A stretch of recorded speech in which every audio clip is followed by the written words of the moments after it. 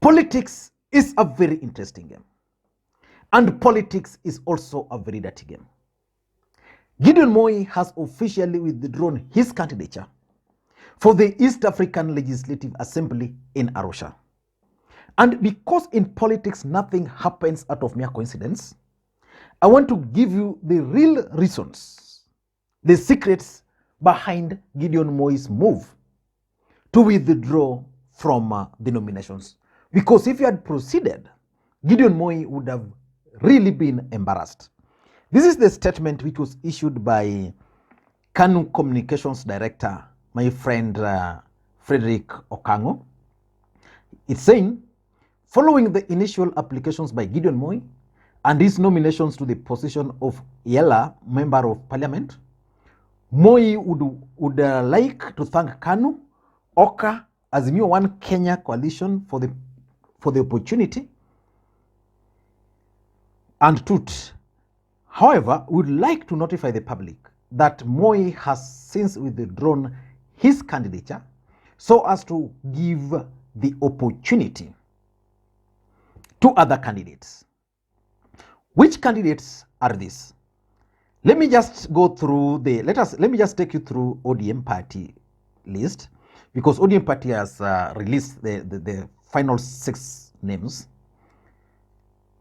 According to ODM, this is the statement which ODM issued. The ODM Selections Committee, presided by the Deputy Party Leader Wycliffe Ambetsa Oparanya, met yesterday and nominated the following candidates for the elections to Eala. Number 1, Suleiman Shebal, Mombasa. Number 2, Mohamed Diriye, Wajir. Number 3, Winnie Odinga, Nairobi. Number 4, Timothy Bosire, Nyamira. Number 5, Beatrice Askul, Turkana. And then Justus Kizito, Kakamega. Jubilee Party has forwarded the name of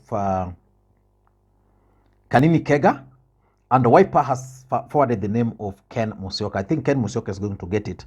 But let me concentrate on the ODM list. ODM will nominate a woman and a man.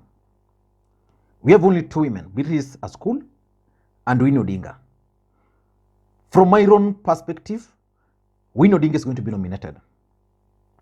Then we have Suleiman Shebal, we have Diriye, we have Timothy Bosire, and Justus Kizito.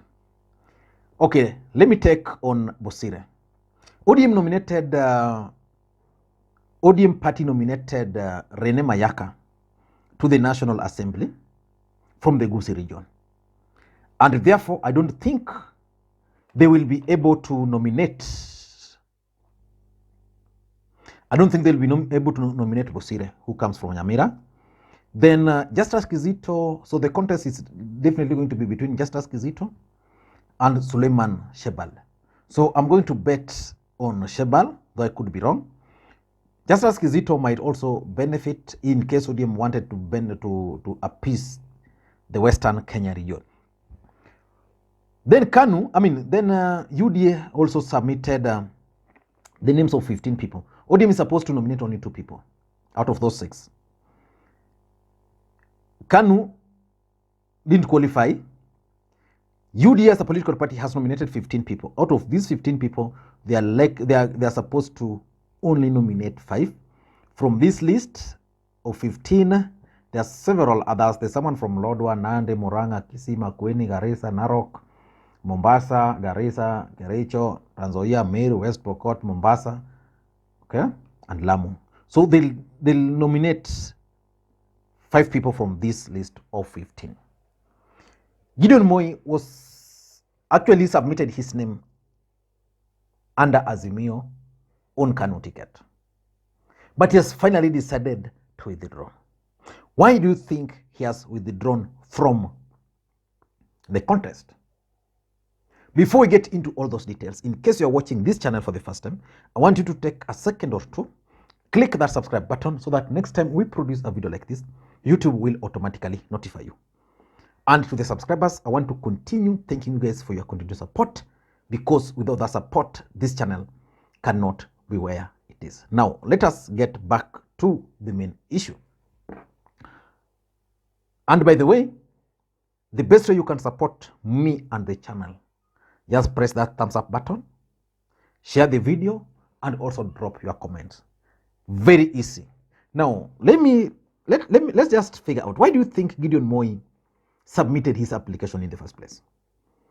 For me, that was not the right thing for Gideon Moi to do.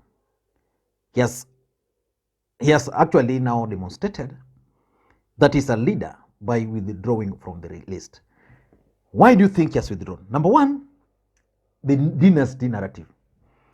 Unknown to many people, the dynasty narrative had started picking up on this particular matter.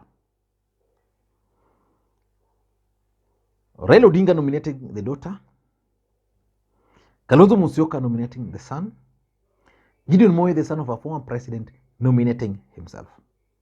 Gideon Moi is considered part and parcel of dynasty.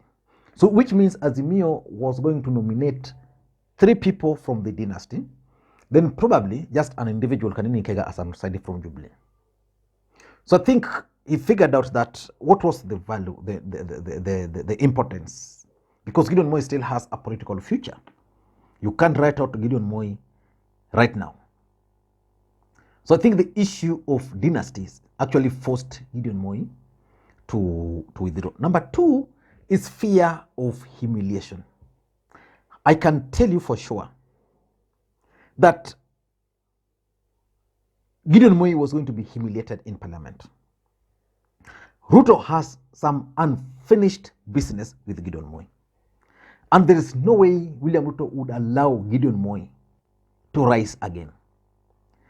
You know, the moment you submit the names now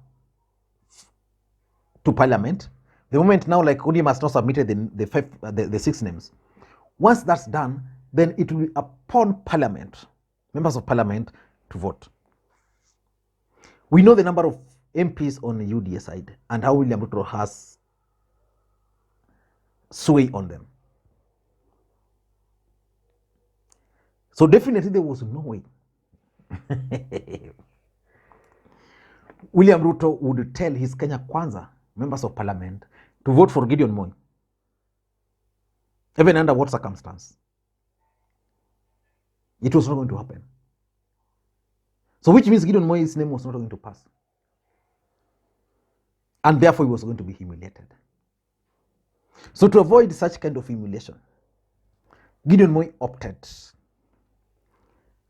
to withdraw his candidature. Number 3, in my view, is KANU as a political party. KANU didn't qualify for any slot. These nominations are reserved for party or coalitions. ODM is going to nominate 2 people. Jubilee 1, Wiper 1. I don't think it would have been possible for ODM party to sacrifice a single seat to KANU at this moment. So probably Gideon Moi was banking on the Azimio goodwill, so that Azimio was going to submit their name, or ODM was going to submit the name of Gideon Moi. But ultimately, each individual parties submitted individual names. So ODM submitted 2 names, Jubilee 1 name, Wiper 1 name. So Gideon Moi realized that his political party, KANU, did not qualify for a slot, and maybe ODM did not see any need to donate a chance for him. Number 4, the 4th reason is greedy tag. You know,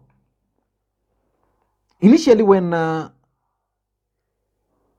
vacancies were announced, there was kind of push and pull between Gideon Moi and Nick Salat. Nick Salat actually wanted to apply. Gideon Moi also wanted to apply. And people were like, why would Gideon Moi compete with Salat over this slot?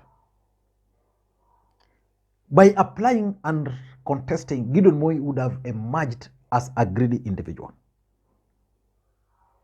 Because really, Gideon Moi does not really need the nomination in Arusha to advance his politics. He has the money already. He has the name.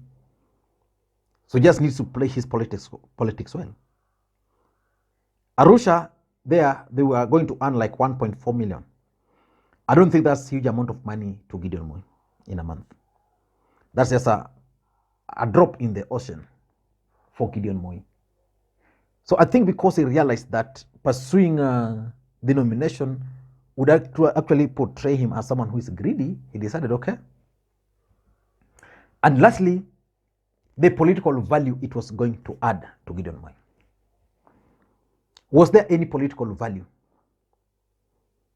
the nomination was going to add to Gideon Moi, if I may ask? Zero political value.